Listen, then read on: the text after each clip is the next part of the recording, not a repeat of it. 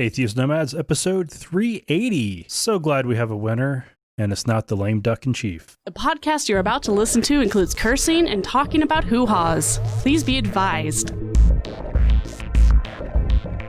Welcome to another episode of Atheist Nomads. I am Dustin, and joining me is Lauren. Hello. Did you like my lame duck in chief joke? Yes. Pat yourself on the back. It's very funny. I personally think it's pretty damn funny.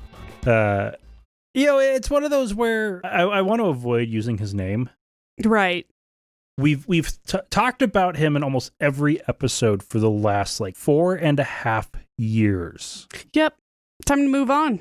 Yep. Except for we will make fun of him because he's being a cowardly crybaby. Oh, yeah.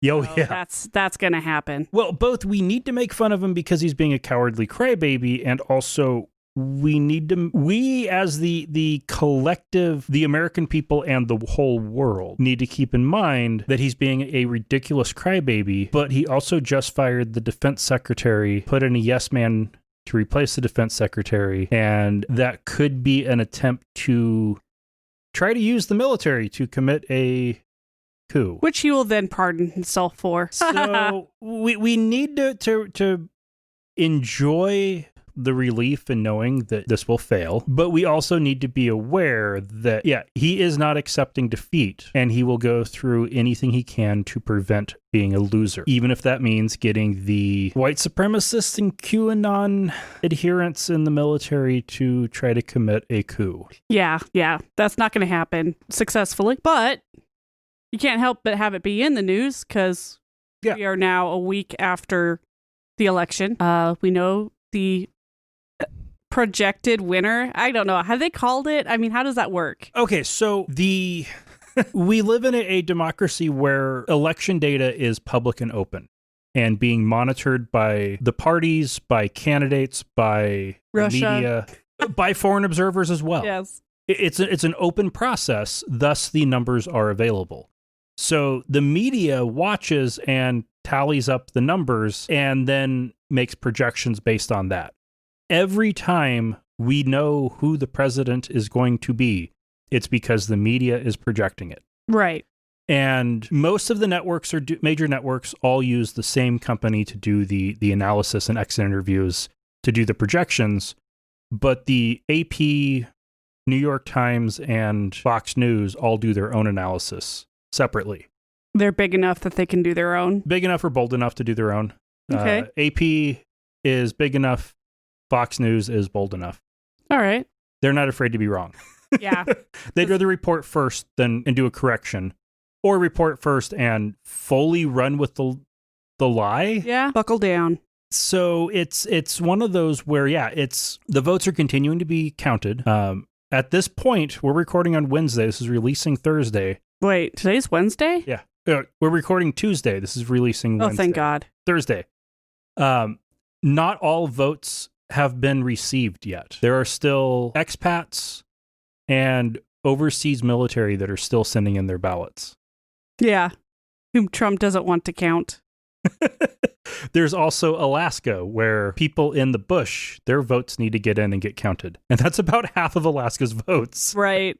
So once all the votes are done, each state will do its official final tally, and the state's Secretary of State or equivalent position will certify those results. Once those votes are certified, and that's a process that will happen sometime between, depending on the state, it's either already been certified because they're done, or like in the case of Wisconsin, the vote isn't certified until December 1st. Is that in their constitution or something? It's statute that they don't certify it until December 1st. All right. That's fine. Yeah. You also can't ask for a recount until it's been certified. Because until it's certified, that means the count isn't done. Right. It's ongoing. Now, in their case, that allows them to do things like automatic recounts if they're too close, which a lot of states will do, and that builds in time to be able to do that. So it's not a stupid thing to do, but any one state needing to do a recount is irrelevant at this point for the presidential election. Could still be relevant for other elections, but for the presidential election, no one state matters. Yeah. Once those are certified, each governor will then sign a get the electors who are the slate of electors for that candidate to cast their ballots, and then will certify with his own, his or her seal on the envelope to send to Congress. Right. Those all have to be received by January 1st. And then on January 2nd, when Congress begins its new session, a joint session of the House and Senate with the President of the Senate, who is also the Vice President. So Mike Pence will be presiding over that, and they will be opening, and Pence will be reading each state's count. Right. And then Then they vote to accept it. So technically, Biden's not actually going to be elected president until January 2. Fine by me. Yeah, because we have a weird, archaic system. Pence is in an awkward position, though. Oh, man. And one of the things Trump was hoping for is it to be just a key state, and to be able to, like, say, Pennsylvania, get the state legislature to send their own slate of Republican electors. And then it would be up to Pence as the chair to rule on which one to accept. But more than enough states have. But that's irrelevant, because without Pennsylvania, Arizona and Nevada and the others are still enough. Yeah. So, now we have Joe Biden, and now all the malarkey jokes can take place. Yeah. So this is just a bunch of malarkey. And one way that the lame duck in chief is continuing to screw things up is by directing administration officials to not accept that he has lost. Right. Who was it? Pompeo? Somebody was just reported saying that they are ready for the transition to his second term. And it's like, oh God, you guys. Yeah, it's probably Pompeo. And they're like, yep. We've got everything in line. I've done this on the other end before. So I know what needs to, I know what needs to be done. It's going to be a smooth transition to his second term. Yeah. That's cute, guys. That's really cute. Didn't he fire Pompeo? No, Esper. Defense Secretary Esper. Fired so many people over the years. He fired Esper by tweet. Ugh, classy. Okay, so Emily Murphy is the administrator of the GSA, which is the General Services Administration. It is an executive agency in charge of basically paperwork.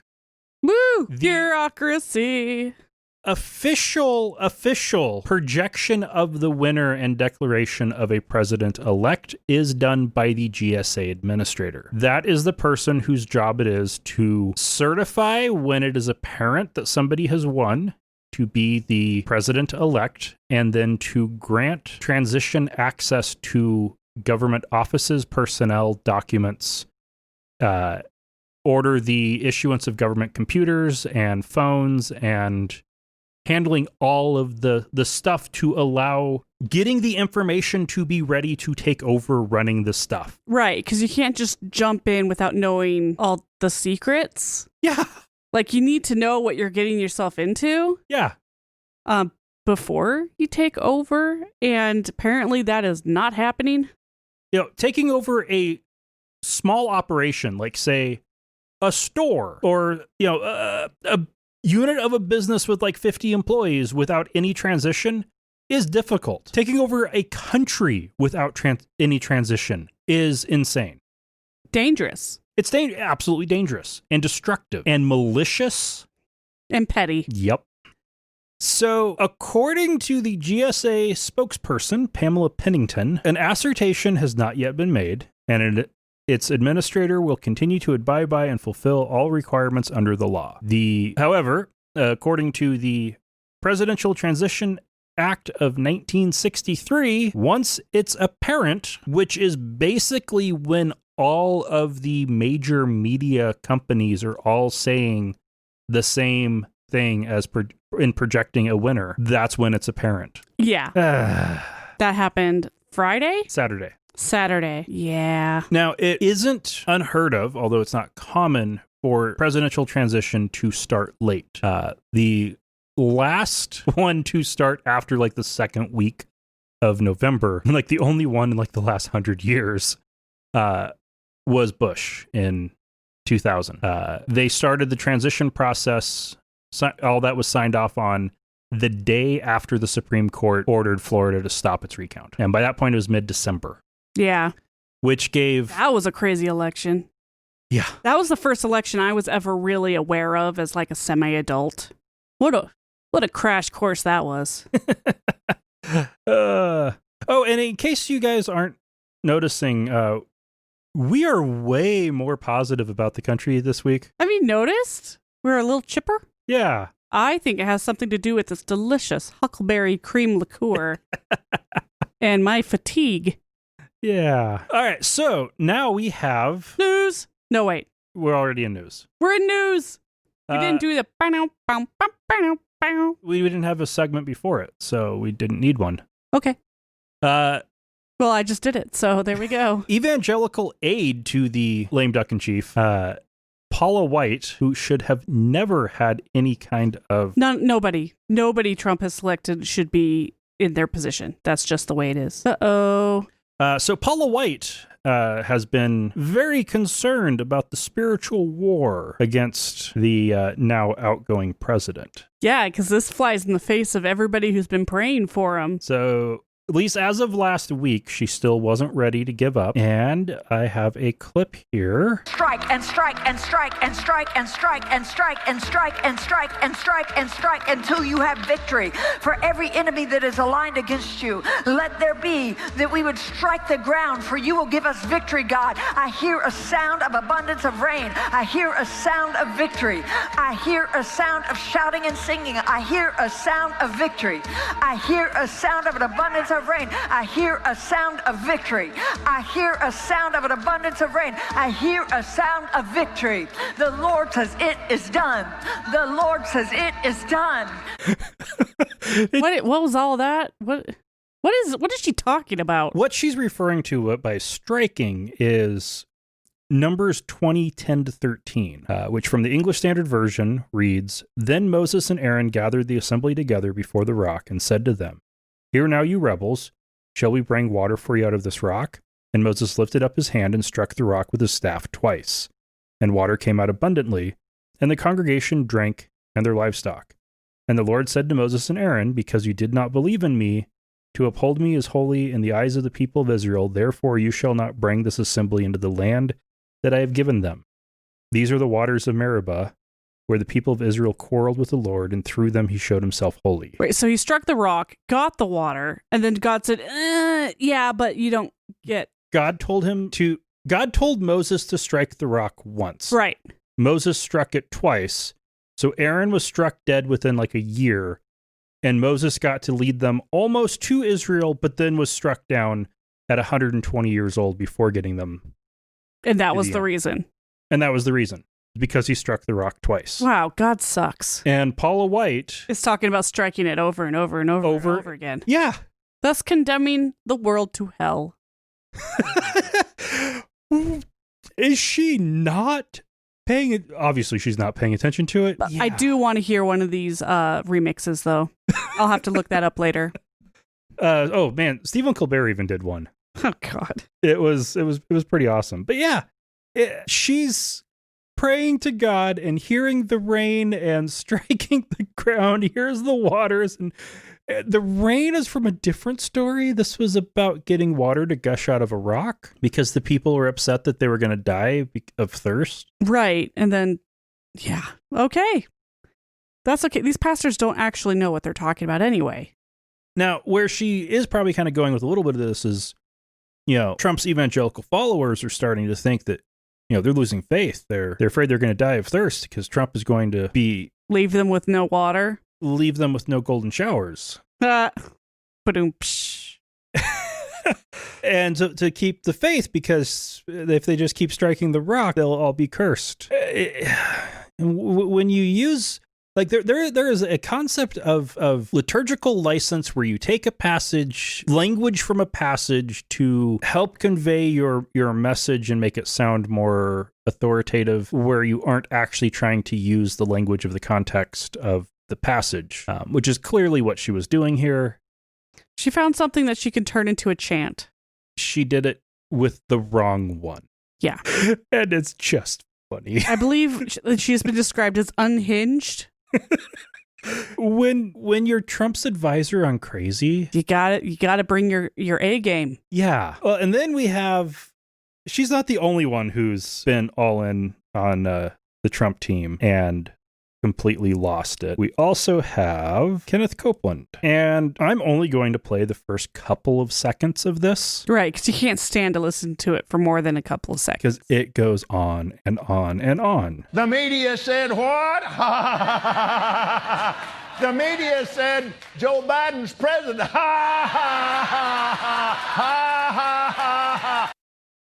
Yeah, that goes on for how long? The ha ha ha? It goes on for another 30 seconds. Yeah. After where I hit stop. It's really obnoxious to listen to. Eventually, his congregation is laughing at him. Yeah, because... Not with him. Clown. They're actually laughing at him. Because it's insane. These are people who have, and the Paula Whites and the Kenneth Copelands and the other prosperity gospel TV, televangelist types with their mega churches and their millions and private jets and all of that, they don't follow any recognizable type of Christianity to anybody who actually understands the beliefs and tenets of Christianity. They all follow the prosperity gospel, which ironically is basically the art of the deal. So from that angle, it makes sense that they all went full on in with the Trump cult. And they can't believe that it's possible that he could lose because they believe that God put him in power. Yeah, God doesn't pick a horse, and you should never bet. Even though they think that presidents are picked by God, except for when it's a Democrat. Yeah, well... when Bill Clinton was president, and then again when Barack Obama was president, they like to quote the line from... I think it was Kings, about how he will die and another will take his place. They haven't.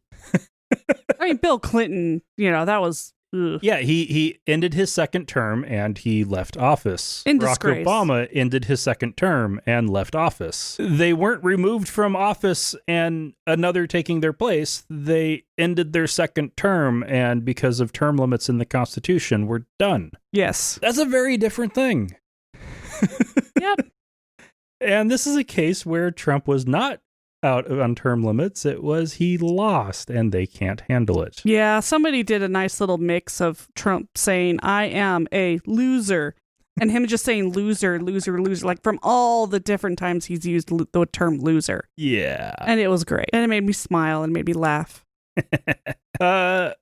Steve Bannon, former White House chief strategist and Trump friend and crony and advocate, in his War Room podcast, called for the beheading of Anthony Fauci and FBI Director Christopher Wray and having their heads put on stakes outside of the White House. Yeah, because those Muslims are so violent. No, it's rhetoric like that gets people in trouble.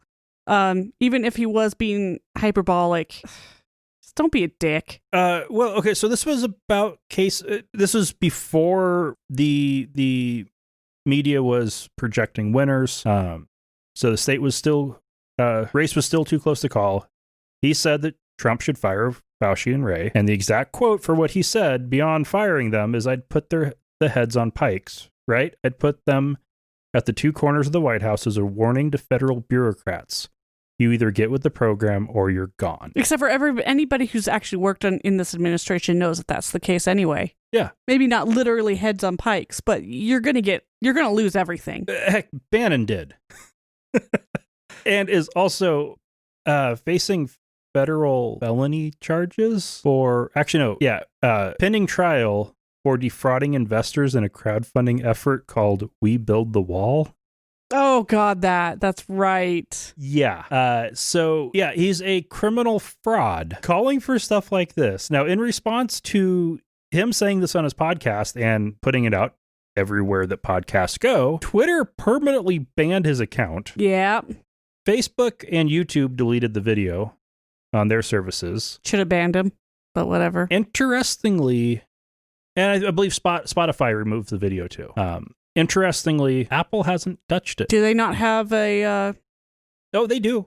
Huh. They don't host it, but they run the podcast. Right, they're super like... The podcast directory that 85% of all podcasts are found through. Like, even if you don't use Apple Podcast, your app is probably using the Apple directory. Apple drops people from the directory all the time. For dropping an F-bomb or... If you have it in text that is visible on their site. Well, it's a video, right? So he was fine? It was... The video form was on YouTube, Twitter, and the video is some places. Through Apple Podcasts is probably just audio form. Apple kicked out Alex Jones for saying stuff he shouldn't have. They've kicked out other people. They haven't kicked out Steve Bannon for calling for people to be beheaded. Maybe they recognize it as being like angry hyperbolic speech and not an actual call for... Oh, God, except for he named them. Yeah. So, I don't know. It's still inappropriate, but I'm not going to get into a philosophical debate about who should be allowed to censor whom. And in other news, we still aren't done with the Trump administration. The U.S. District Court for the District of Columbia has ruled that the Trump administration must disclose full details of the Small Business Administration Paycheck Protection Program forgivable loan recipients. Full details. This suit came from a bunch of Freedom of Information Act requests. American Atheists, Americans United, FFRF. Is this because American they Humanists. gave churches a bunch of money? Yes. And then when they've been asked for information, they've just given ranges, not actual specifics. And so now the request is just to get exact information. Provide the details. Yeah, they're not going to get it. Those documents have already been burned. Oh, no, they will get this information. I'm going to guess probably around January 25. Yeah, probably. Coming from Yellowstone, we've got a news story. Oh, local news. Yes. So Yellowstone is one of those where it is near and dear to our hearts. And anytime there is a interesting news story, we got to get it. Whether it's off topic, but who cares? Erik Roberts from Idaho Falls and Dallas Roberts of West Valley City, Utah, were both ordered to serve 2 days in jail and pay $540 in fines for an August 7 incident where they were cooking 2 chickens at a hot spring in Yellowstone. By cooking, it was in the hot spring. Yeah, they dunked the birds, the bird carcasses in the boiling hot water to cook them. And I was reading somewhere when this first broke that apparently this happens fairly often. What blows my mind is that there was 10 or 11 people in that group. So those people were just standing by as these idiots cooked chicken in a hot springs in a national park. That stuff is incredibly fragile, and we've lost hot springs because of stupid idiots doing stupid stuff. You're also supposed to be really careful and follow exact rules on food storage and preparation because of grizzly bears. Yeah. Not to mention, I don't like sulfur with my chicken. Them's nasty. That should have been their punishment. Eat the damn thing. We hear about people. Heck, there was that guy who jumped into hot springs because he wanted to soak in a hot springs and it boiled him alive. Mm-hmm. People trying to pet bison and getting gored, and it's just Yellowstone never ceases to entertain. Yeah. Well, heck, when we went, we were sitting in a bison jam when 2 guys on motorcycles decided to try to get around the bison, and one almost got gored. Yep. And then another motorcycle coming from the other way decided to go by and almost got a car rammed. Yep. Good times. Don't do stupid stuff. Well, okay, for one, just don't do stupid stuff. Definitely don't do stupid stuff in national parks. Yeah. I'm honestly, 2 days and $540. Well, no wonder people are constantly doing stupid shit. They don't care if they get a lifetime ban from one park. They'll just go to another one and do something stupid there. $500 is nothing. Oh, there was a third one from Idaho Falls. He didn't get any time in jail. He had to pay $1,200 and $50 in fines. Oh, maybe they had the choice then. Yeah. Pay the full fine or spend 2 days in jail. They were also banned from Yellowstone for 2 years. See, that should be a lifer. There should be no questions asked, no arguments made. You abused it, you're done. I would say, and the ban should be for National Park Service managed sites. Ooh, that's harsh. All national parks and monuments. The same with vandalism. If you get caught vandalizing, no, you can't use it anymore. Sorry. Now, Except I'd say they're a national treasure, and everybody should have access to them, and they're awesome. All parks for 2 years, I would say, would be a decent punishment, or Yellowstone for life. Yeah, they should have gotten the choice. There you go. I like that. You should write in. Well, and also what's kind of funny here is, okay, so 2 guys from Idaho Falls, 1 from Utah. They were all together in one group. If you were to guess what their religion was, yeah, it's a little bit obvious. It is, and obviously, it doesn't really have anything to do with this particular act. But nope. I grew up in Idaho Falls, and the traffic to Yellowstone from what we call Utards is tremendous, and and of course, as any tourist town knows, the more people you get, the larger percentage of idiots you get. It's not like nice, decent people are visiting. It's always these weird people who think that they're on vacation, so they're allowed to trash the hotel room kind of mentality. Yeah. Ugh. Yeah. So in India, 5 states with more considering it have proposed new laws to combat love jihad. Like the country India. Country India, yes. The love jihad concept, the idea is that Muslim men will seduce Indian women, marry them, and then Indian Hindu women specifically, marry them, and then once they're married, she's automatically converted to Islam under the rules of Islam, and their children are all Muslims. That's starting to sound like a lot of real racist arguments we used to hear about back in the good old days. Also, I don't think that's a huge problem. It is a thing that happens. It does. I mean, I'm not going to deny that it doesn't happen. Interreligious marriage is a thing that happens anywhere there is religious pluralism. Yeah. So Hindus and Muslims getting married in India is a thing that happens all the time because India is a country with millions more. They have more Muslims than any other country in the world, and the second most number of humans of any country in the world. Yeah. So naturally, people are going to either benefit from marriage or they're going to just naturally fall in love. I highly doubt these guys are going out and seducing Hindu women specifically. That just sounds a little too malicious to me. Yeah. I think most guys are just trying to get some. One thing that the religion stuff is just a bonus. One thing that all kind of justifies their idea is how incredibly, horribly misogynistic Islam's concepts are. This is true. There is nothing wrong, according to Islam, in a Muslim man marrying a non-Muslim woman. Right, because she's automatically converted. She automatically becomes Muslim. Their children are automatically Muslim. It is absolutely forbidden and can get you killed for a Muslim woman to marry a non-Muslim man. Yeah. Because she would stop being Muslim and her children would not be Muslim. Right. And that's what it comes down to. The fact that the rules only allow going one way. So they are wanting to prohibit any marriage between Muslims and Hindus. That's such bullshit. By that logic, then you should only have to ban a Muslim woman marrying any non-Muslim man. That's the only one you would need to worry about. But even that is like, come on, that's grabbing straws there. That's what's especially a huge population of their own people that they're telling you. Sorry, they're setting this up for some serious Romeo Juliet shit. Oh heck, one of the people behind this is Yogi Adityanath, who is a Hindu cleric and the chief minister of India's most populous state. Chief minister being the equivalent of governor. Right. And he's promoting it in the most populous state in India.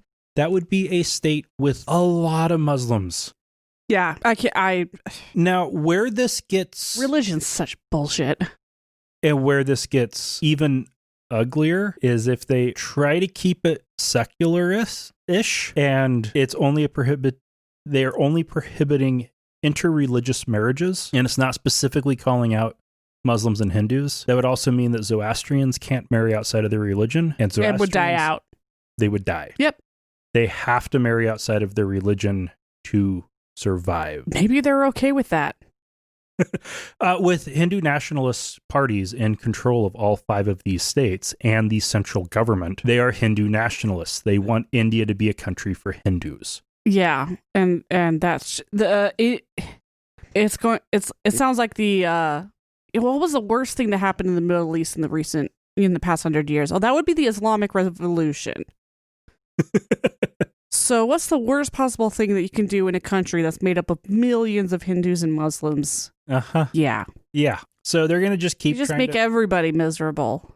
Yep. Yeah, and if they just keep making any religion with the term nationalist in politics just needs to go away. Oh yeah. Yep. So now it's just a matter of time before India gets more and more extremes and violence, and it's an interesting, because at that point, okay, so yeah, if you are a Muslim and you hear that your government is targeting your people, what are you gonna do? Yeah, you either run or you fight. Oh man, and we're setting it up all over again. Well, and one thing that is kind of interesting with that is you look at the history of India, and this is the longest that India has been a stable entity with borders like that. Like, there have only been very few times for very short periods of time where one government has been able to rule all of modern India. Right. Honestly, I don't think that's great. I don't think that's a good thing, except they have to have a large government in a large area because their greatest enemy is right across the mountains. Either direction. In either direction. And yeah, that's the only reason why it's stuck. Yeah, those common enemies are unifying forces. And so India is a country that its demographics make its existence difficult. And pulling bullshit like this is not going to be good for stability long term. I know. Americans love to harp on the caste system and how backwards it is. It's like, well, okay, here's something else that we can harp on. Yay. Okay, now keep in mind, we also said last week that, we both question whether or not the U.S. should still be a thing. Being more optimistic doesn't change my thought that the U.S. has possibly overlived its usefulness. No, that hasn't changed. Yeah, there are until we can get some decent infrastructure. There are a lot of old country borders from. It's true all over the world. All over the world, caused by colonialism, and modern India's borders were created by Britain that really don't make sense, or just don't make sense anymore. And we've gotten comfortable. Of course, if you split up countries based on people groups, then you will constantly have war. The modern countries that we have are either based on that or on natural resources. Colonialism. Yeah. You have the nation states and you have their former colonies.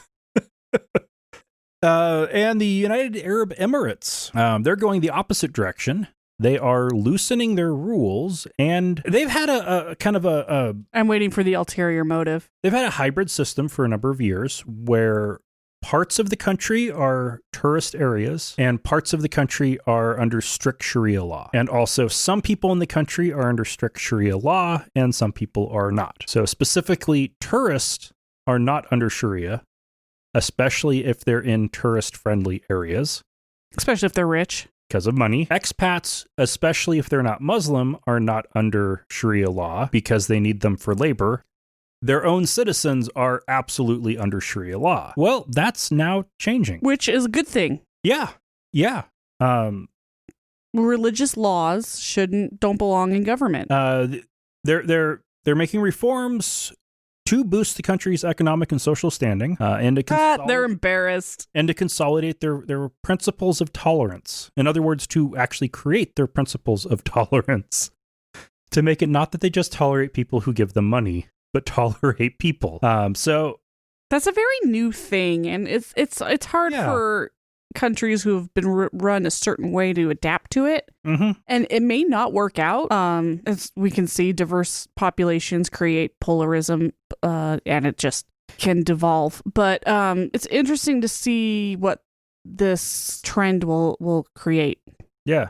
So the new rules are dropping the penalty for drinking, selling, or possessing alcohol for anybody over 21. Woo! It used to just be like in a lot of Muslim countries, if you're in a tourist area at a hotel, you can drink. You just can't anywhere else. Right. Because they want the tourist money. Right.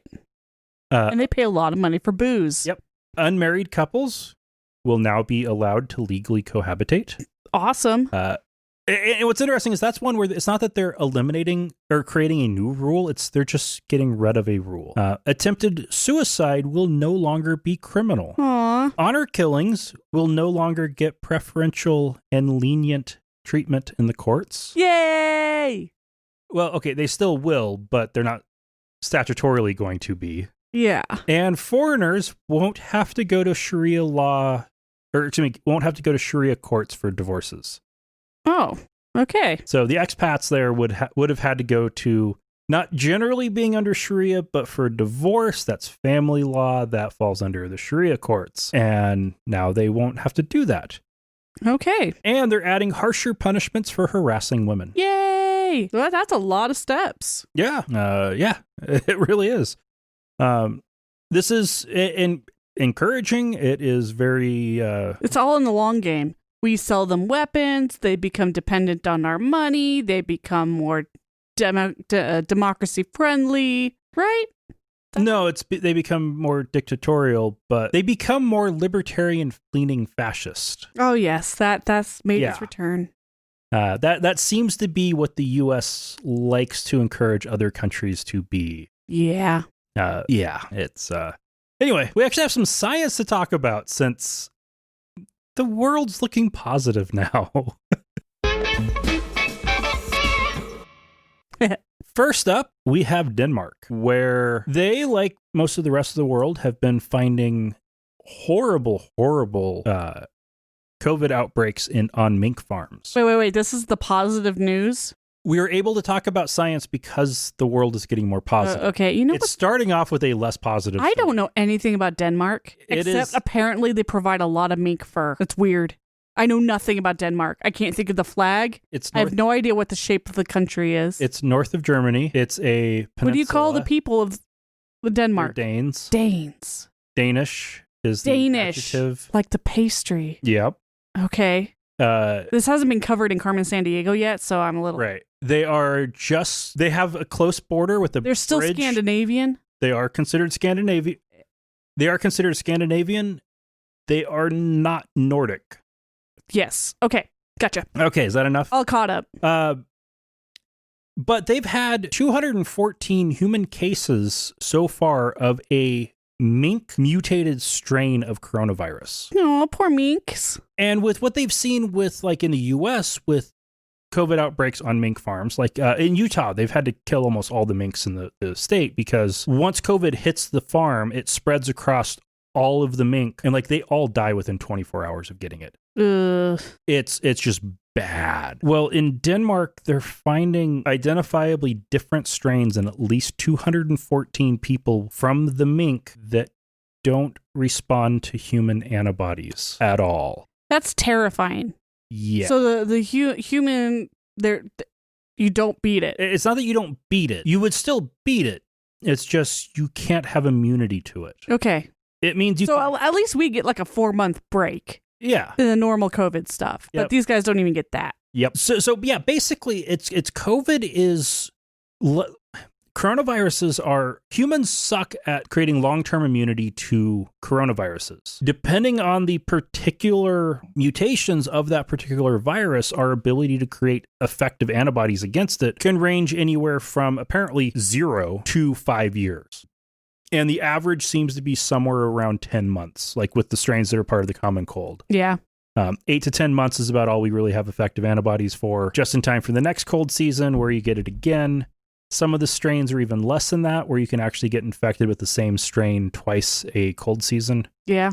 And this is, if we end up getting this strain of COVID going around, it's one that even if we have widespread vaccination, it won't help against this.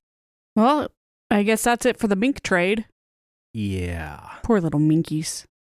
There is some calls in the U.S. for mink farms. Like in Oregon, the state's being asked to step up since the federal government isn't doing enough. The state is being asked to do a little closer looking at the mink farms there. Seriously. Yeah. Oh, boy. Mink? Yeah. So minks get it the worst out of anybody so far. That I've seen anything in the news for, yeah. Man. Like mink have it worse than a 85-year-old nursing home patient with COVID. That's so sad. They're so fluffy. Oh.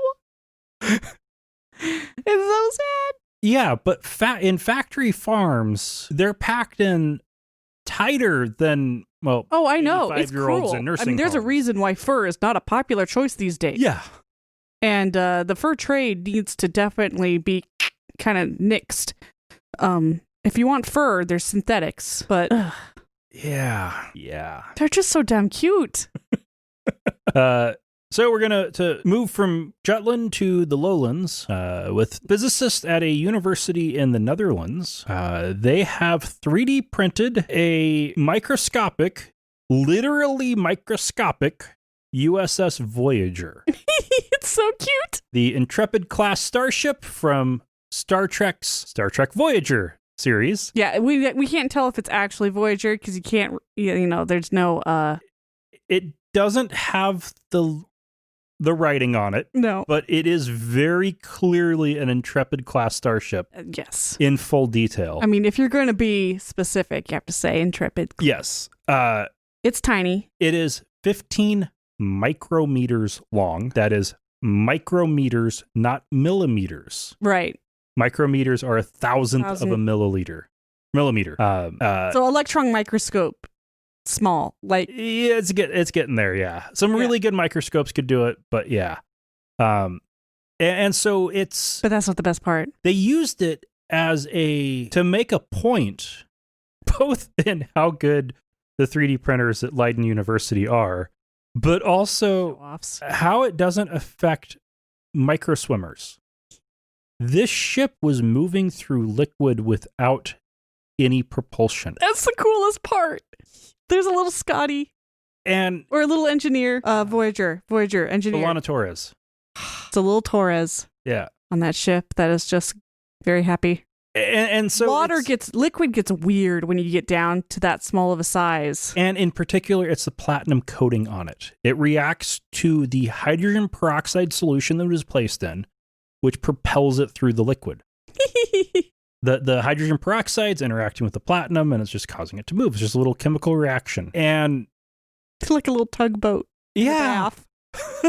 And so they're working with synthetic microswimmers to try to better understand biological microswimmers. Their goal is to better understand, ways to develop new drug delivery vehicles.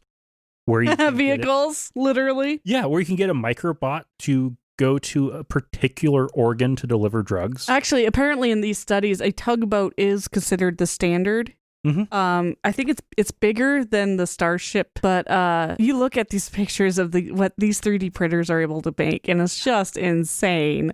Well, and I mean, this one looks like a couple hot dogs attached to a plate, but the tugboat's actually pretty detailed. The Voyager is really pretty detailed. I mean, it is, but it's a ship that looked like hot dogs attached to a plate. Yeah, that's true. With some forks around the plate. Yeah. No, but it was part of the goal here was to prove that the exact shape isn't relevant, and that not necessarily efficient shapes still work. The irregular shape of a starship is not what you think of with a microswimmer. Right. They're also hoping this can provide more information on how other microswimmers, like natural ones, like bacteria and sperm, travel. Yeah, it's pretty cool. Yeah.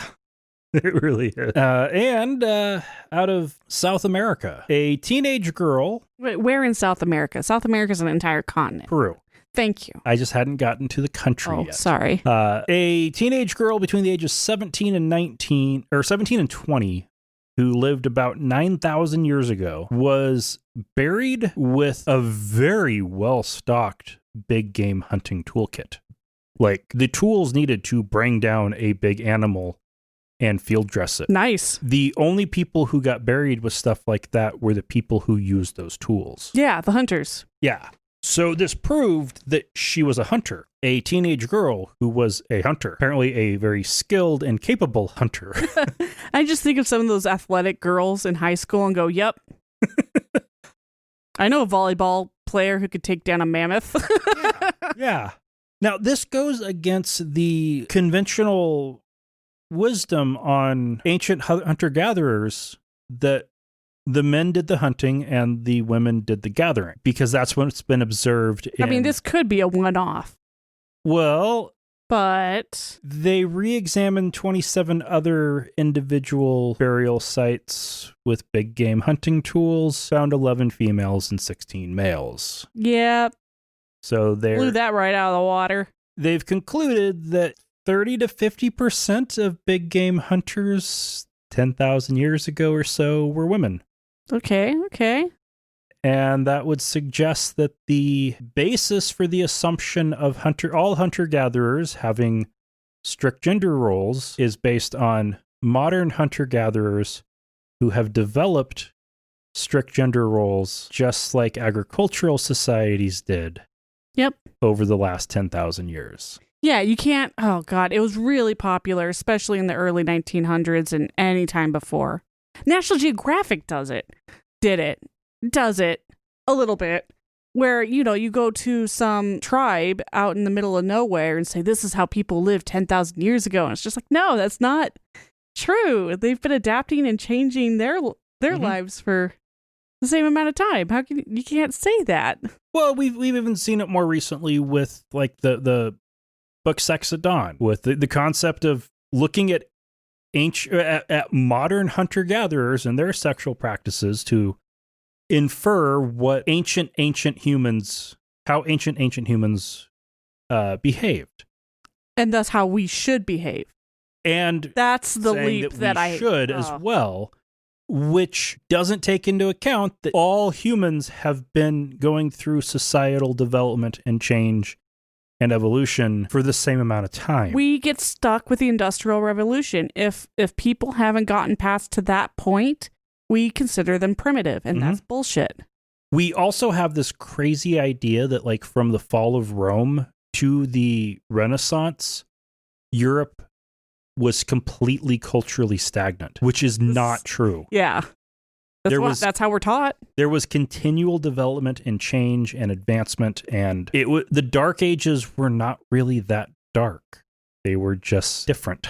You damn liberals. But yeah, so this is a surprise discovery, and that makes it pretty awesome. We got a new patron.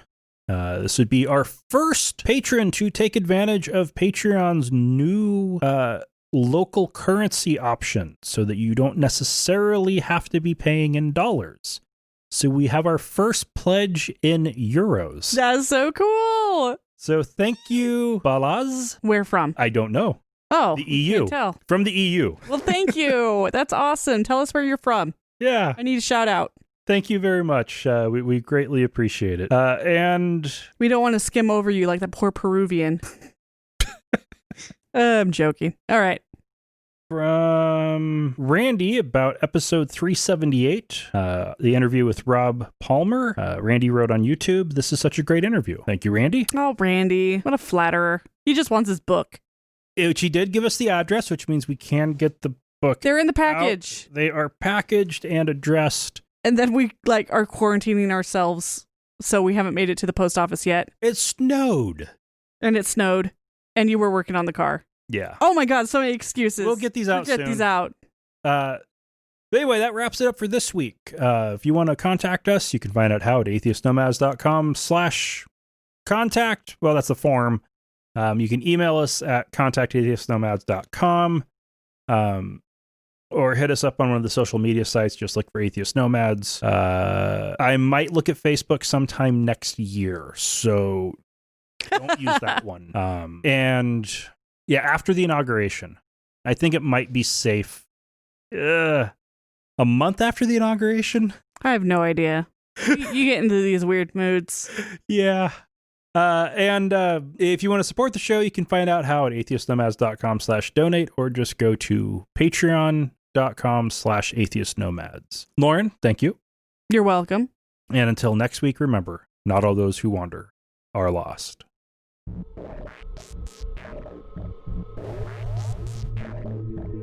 Thank you for listening to another episode of Atheist Nomads. You can find show notes and contact information at atheistnomads.com. Follow us on Twitter at Atheist Nomads, and like us on Facebook at facebook.com/atheistnomads. Please subscribe to the show in iTunes, Stitcher, or your podcatcher of choice, and while you're there, feel free to leave us a review. Theme music is courtesy of Sturdy Fred. Until next time, this has been the Atheist Nomads.